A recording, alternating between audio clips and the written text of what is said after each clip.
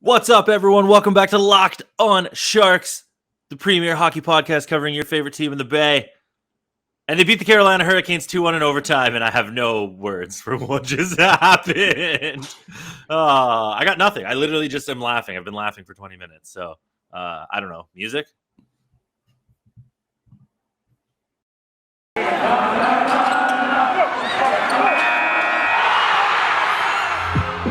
You're Locked on Sharks, your daily podcast on the San Jose Sharks. Part of the Locked On Podcast Network, your team every day.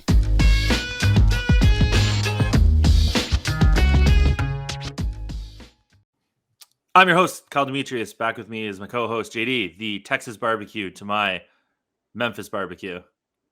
Both superior to Carolina barbecue. Get Get vinegar. out of here. Get out of here with that. I will disagree with that. Get your vinegar barbecue out of here. Get out of here. Ugh. If I want to have vinegar, I just eat vinegar.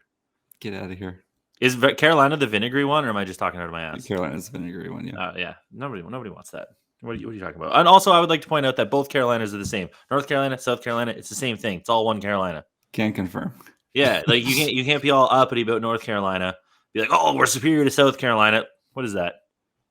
This doesn't make any sense. You're from there. Defend your honor or agree. I just said this. I've lived in both places. They're exactly the same. Is it when you drive across the border, like from north to south or south to north? Is it just like, does it change at all, or is it just like? No, North Carolina does have the better beaches, though. So I thought Myrtle Beach is in South Carolina. Myrtle Beach is in South Carolina. I stand by my statement. So okay. I've never been to either. So I'm just talking mad shit. But we definitely know the San Jose Sharks are better than the Carolina Hurricanes because they beat them 2-1 in overtime.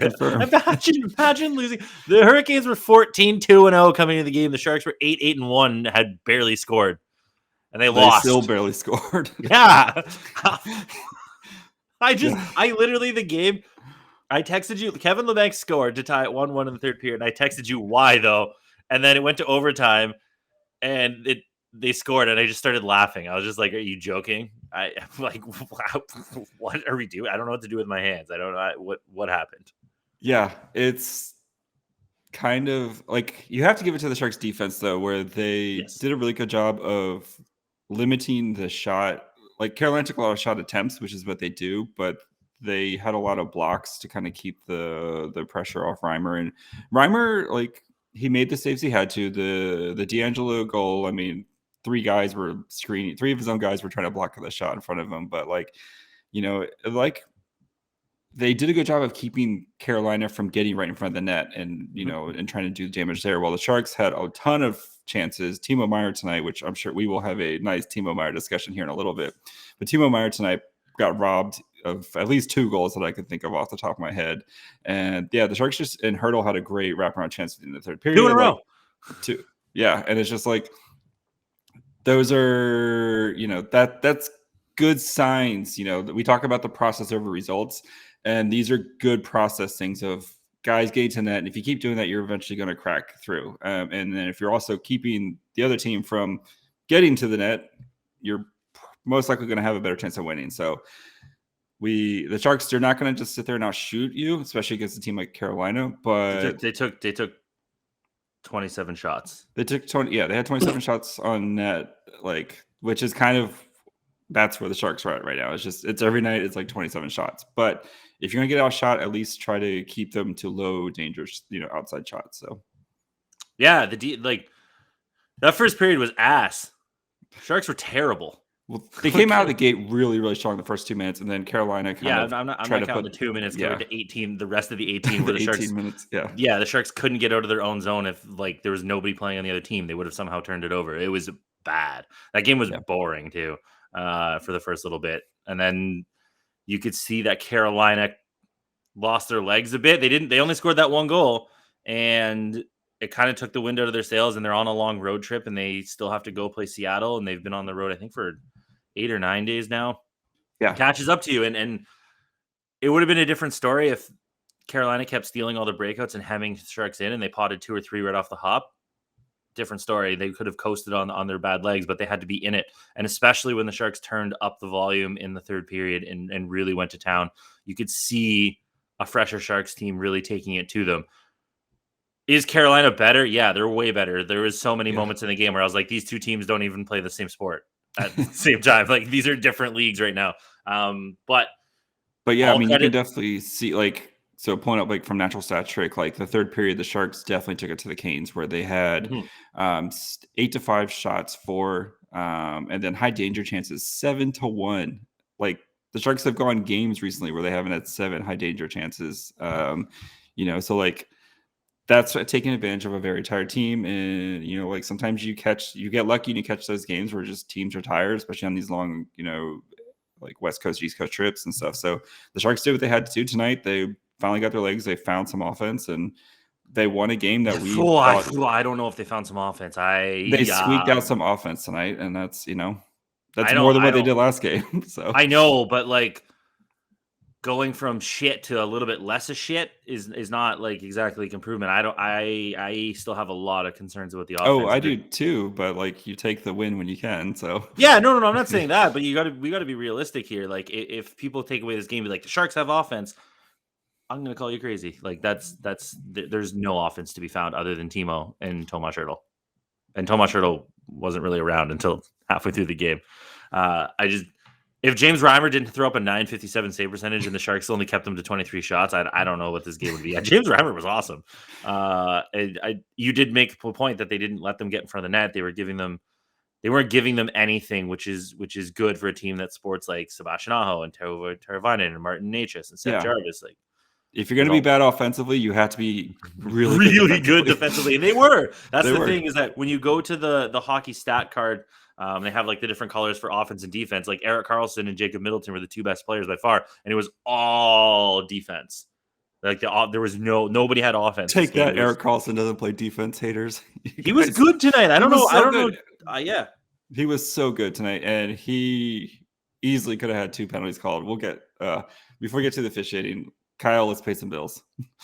Which bill are we paying? We are paying with Built Bar bills. Oh, that's me. Yeah, that is you. I assume if you go to grocery stores and just give them Built Bars, it's the same as money. So yeah, it's like when you go to McDonald's and they give you like 400 ketchup packets just in case ketchup packets are the currency of the future for some reason after the Armageddon. But Thanksgiving's coming up, and this is a good time to grab some Built Bars because instead of having one of those pies or a cake, or if you eat some other weird dessert that's full of calories, you can grab a Built Bar instead because each Built Bar is only about 130 calories, 4 grams of sugar, plenty of protein. You can feel better about your choices afterwards, but they're covered in 100% real chocolate, so they still taste really good. So replace your coconut cream pie with a coconut Built Bar. I had the lemon meringue puff today, not bad. I also had the raspberry Q or whatever. It's like basically like raspberry chocolate puff, also really good. On a roll. I found a cookies and cream in my car. Not bad. I think it was worse than the puffs. But if they're not for you, you can choose every one of their flavors. Grab a mix box. Who cares? They're good when you're hungry. They're good before Thanksgiving in the morning when you're making turkey and you're smelling it and you want a little snack. Grab a Built Bar. Your grandma's talking about Jan 6. Throw her a Built Bar and be like, try this. Lots of different resources for Built Bars. There's new surprises all month long. Limited time flavors are arriving at Built.com regularly, so check the site often. There's nothing like a Built Bar Black Friday, so mark your calendar because Black Friday will be a huge event with all sorts of surprises. Go to Built.com, use promo code LOCKED15, and you'll get 15% off your order. Use promo code LOCKED15 for 15% off at Built.com. So those refs, they were garbage. They were bad. The Barabanov hit, get out of here with he makes himself small. That's still, we don't want hits to the head. I don't care what player it is. It was a loose puck. Yeah, he's gonna try to get it. That's what he's trying to do. That's a bad hit. The Karlsson gets tripped at the end of the second period, and then there's an interference that doesn't get called on the penalty kill. Like that should have made it a 4-on-4. Like the refs were just bad tonight. The Sharks finally earned a power play at the end of the game going into the overtime. So and please, the refs aren't out to get San Jose because of Game 7 against Vegas. We're on to the Colorado one now. We got to pay those debts off. So we paid off the Vegas debts. We're on to Have we paid off the hand pass debt yet? No, that's next. That's still coming around. Oh, okay. Yeah. But like the refs aren't mad about a 5-minute made. Like that's not a thing. Everybody thinks the refs hate their own team. But in games like tonight, it was very obvious that the refs were just like prison rules, because I think there was too many men, which was very obvious. I think Vlasic got a penalty, and I think that wasn't even a penalty. He pushed Jarvis down, and like Jarvis kind of was like, Jarvis bailed like a true 19-year-old would. Yes, good for him earning that penalty. He threw a penalty, who cares? But yeah, like don't blame the refs. You got to make your own luck. But sometimes it's like, well, the refs kind of didn't really do much when there could have been attempts. But I did see a shank at some point in the third period. It was pretty bad. Which player on the Sharks probably carries a shank? And why is it Radim Shimmick? Very, very good point. Moving on. I just can't stop talking about how good the defense was, the team defense, and Reimer's defense. But especially as the past couple of years, like with such terrible team defense in front of you. But anyway, I know where you want to go now. Is it time, Kyle? We're going to Timo Town? Is it Timo Town? I think you earlier in the season kept saying that he's the best player. He's the best player. He's the best player. And I was like, no, Tomas Hertl's still the best player. I think we can safely say that Timo Meier is probably the best player in the Sharks right now. I think you aggregate over the last little bit, it's Tomas Hertl, and Tomas Hertl also plays center. But god damn, Timo Meier has just been an animal this season. I don't think he got a point tonight. Yeah, he didn't, but that's okay. He's still over a point per game. But like just watching him, the way he grabs the puck, he crawls the puck, he's chasing pucks. He's not coasting around. He's playing the body. He did a spin. He was driving to the net. There was a play, I think it was the second period, I think, where he gets it and he just wheels around the guy, drives straight to the net, almost scores. Then he makes a pass. Then he's getting it over the blue line and he pokes it around the defender and then passes it over to Rudy, and Rudy hits the post. Timo has been, this is the Timo Meier that we expected when, after that second season when he had 65 points, 66 points. Yeah. When he had his big season, this is the Timo Meier. I think we were expecting like, okay, let's see if he can get to 75. Let's see if he can push it to 80. Let's see if he can maybe get to 90. Where's the ceiling? There's a Dmitry Filipovich tweet from a couple of seasons ago. I think from maybe the 2019 playoff run, where it was like San Jose was bad for one season in the last 15 years, and they got Timo Meier for their troubles because Timo Meier was every bit worth the 9th overall pick. There's Rantanen around them, and that draft class is loaded, but he was worth it at the time. And signing him to a $6 million 5-year deal or 4-year deal or whatever with a $10 million qualifying offer seemed totally fine on the trajectory. And whatever happened the last 2 seasons, he's making up for it right now. He's making up for it right now because it's funny that you talk about that. So Dom, I think it was late last week or early this week, he put out like his kind of depth charts and stuff like that. And right now, so he has like color coded based on, like their each player's WAR and stuff like that. Tomas Hertl is at 2.7, which is a star, and Timo Meier is at 2.6, which is also a star. So yeah, the only 2 stars. And then top guys, Logan Couture, Brent Burns, and Erik Karlsson are all producing at top levels right now as well. So yeah, I think it lines up with what we've seen. The eye test sketch and the numbers work hand in hand here. So, but yeah, Timo Meier, it's been great to see him. And there was plenty of times tonight where Rantanen just made insane. Ranta just made insane saves on Timo that Timo's literally looking at the sky as he's skating away because he knows he should have been a goal there. He had that nice backhand one that Ranta. I don't know how he saw that with all the guys in front of him, but if Timo keeps this up, him and Hertl basically are going to be what drives the Sharks right now, and they're going to go as far as these 2 guys can carry them. So and in the future, that's as long as one of them that's your future top 2 forwards.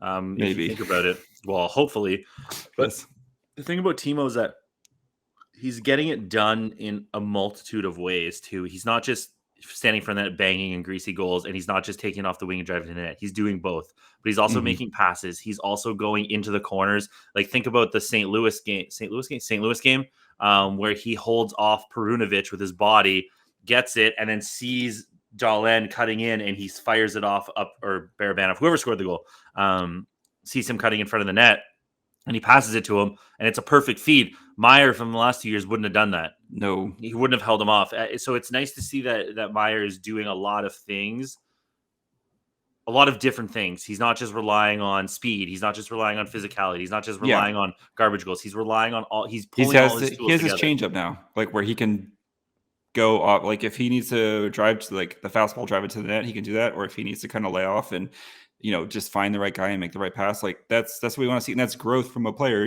Where I think that's the big thing is like a lot of guys, they come into the NHL with one thing, right? Like if you're a power forward, your thing is like crash to that, crash to that, crash to that. But the NHL, like they're going to know, okay, that's what this guy does. How do you mix up your game and how do you grow and how do you continue to develop? And, maybe the last couple of years, Timo just has been trying to figure that out. And it seemed, whether it's his own game or finding the right teammates or line combinations with him. And he seemed to unlocked it right now so far. And he also actively looked like he wasn't trying the last 2 years. That's too, that's the thing. But you can tell that he's feeling himself. He's smelling himself this season because in the power play and overtime, he got the pass on the wing and he walked in and took a shot.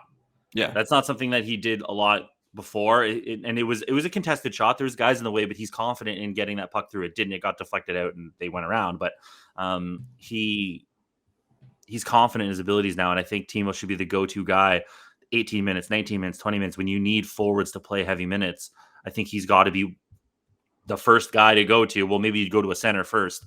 He's got to be the first winger off the bench, stapled to a Couture or a Hurdle playing heavy minutes.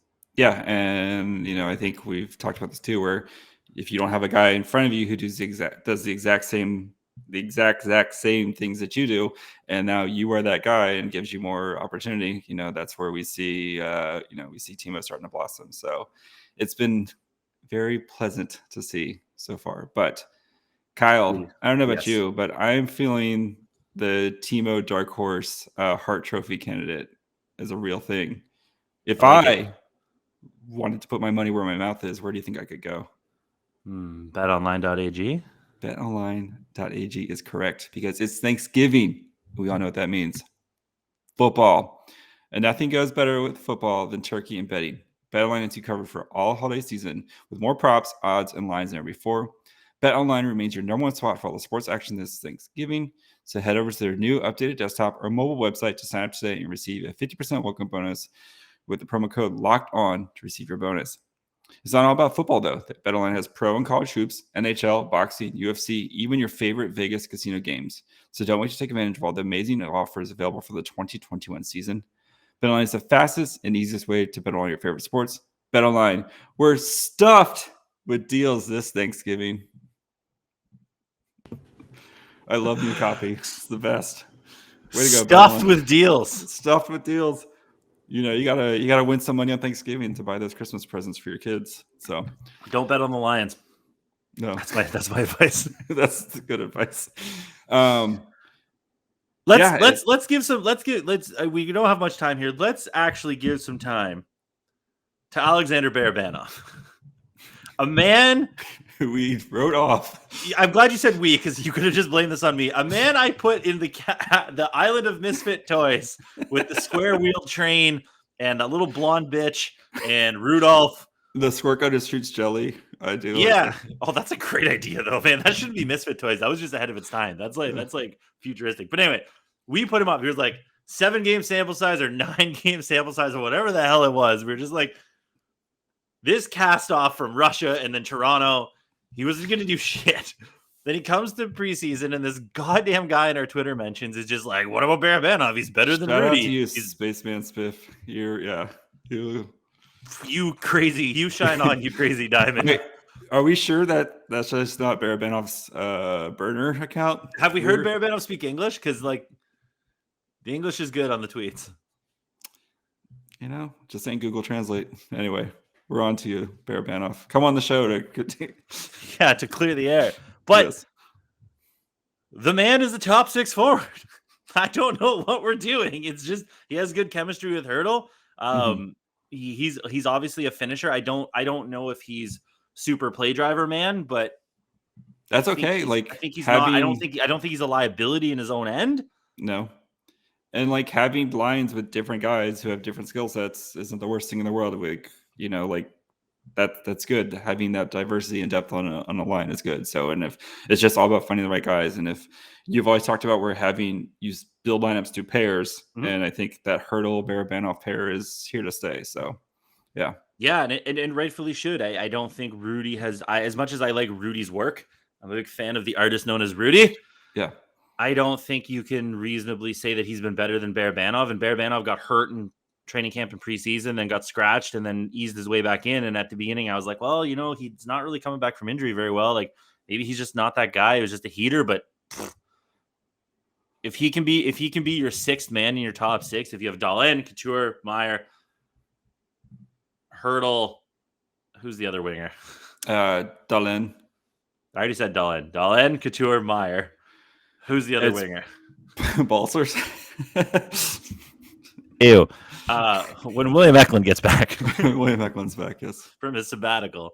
But if Barabanov's if Barabanov can give you 20 goals, throw in like 15, 20 assists, if he could basically be what we want Kevin LeBanc to be, I don't see any reason why you don't keep him around. But if he's getting really good, I do think that he is prime trade bait at the deadline. He makes $1 million, and if he's piping in like 20 goals, that a contender's going to want him. Yeah, someone's going to want that to slide on their third line. A good team. Doug Wilson traded Barclay Goodrow for a first once. Definitely get a first for Barabanov. But I just need 7 first from you for Barabanov. Connor McDavid, we'll think about it. You're going to have to eat some salary. No, Sharks are going to retain. But $1 million for a guy that can play in your top six, and I think Hurdle's obviously helping him a lot. Yeah, I don't think there's any two ways around it. Like playing with Hurdle really helps. But Barabanov, man, he's been the guy. I like it if he can keep it up, and I hope that they leave him up there even if there's a little bit of struggles. I hope they don't just start swapping around. I don't have the energy. They don't have anybody else. The dumpster fire of the bottom six. Yeah. Praise be to the Lord. Yeah, praise be Lord Jasper. Great assist. His first point in 9 games. Great assist on the LeBanc goal. Giving to those who needed the most right now. He's rising up his people. He's bringing his people up. Yeah. So also Scott Reedy, I thought looked really good tonight too in his NHL debut. I thought Scott Reedy just looked like a guy, but like it's his first that's you love Scott Reedy though. I do love Scott Reedy though. I have. You famously said he's going to be Joe Pavelski 2.0. I'm going to clip this. So, but yeah, I don't know. I just something about Scott Reedy. I like him for some reason. So maybe it's because he's a good looking guy. Anyway, let's go. All right. If you would like to tell us who else you think is good looking on the podcast, me. Or maybe you're into JD. He's a dad. People love If you like the dad bod, I got that covered. Yeah, Dilfs are popular now. He's also drinking a glass of water. He stays hydrated. You know what that means. Eats a lot of pineapple. You can let us know on Twitter at Locked On Sharks if you get your social media diet through Facebook, and you better not cut that out. Through Facebook and Instagram, you can let us know at Locked On Sharks. There, JD puts up all our work. We'll see your messages if you do it. YouTube, please subscribe. Did we get to 420? We're at 414. Oh, come on, people! I want to make jokes, but I'm disappointed. I'm a little disappointed with you guys. Yeah, let's ratchet it up. The real goal is 1,000, but let's get to 420 first. Yeah. Well, once in 500, I'm doing the jumbo slide in my living room, so we gotta. True, that'll be funny. Yeah. All the people that think JD is the hottest one on the podcast can get their rocks off to the jumbo slide. Yeah, subscribe to Locked On Sharks on YouTube. What's the next thing? Oh, you can listen to us Spotify, Anchor, Stitcher, Amazon Music, Apple. We're pressing vinyls as we speak. They're going to be cool colors too. They're going to be teal colors. That's fun. That's a thing that you can do now in these days. Throw it on the old phonograph. Away you go. If you'd like to find us on the email machine, you can do that at lockedonsharks@gmail.com. Nobody's emailed us in a while. Thank you for your service, everybody. If you'd like to find JD on the internet and tell him that he's a very attractive dad, you can do that at MyFryHole. Kyle, if you haven't given him snowboarding tips, please do so at Kyle Demetrius. Yeah, my ass hurts. Yeah. A lot. Are you sore today? Oh, yeah. Super sore. Good. It's rough out there, friends. Yeah. All right. Thank you for making us your first listen. Go listen to Locked On Bets so you can make some money this Thanksgiving to buy presents for your loved ones. And go check out, Locked On Hurricanes if you want to hear them complain about having to play a game at 10:30 at night because West Coast, buddy. West Coast for life. Yeah.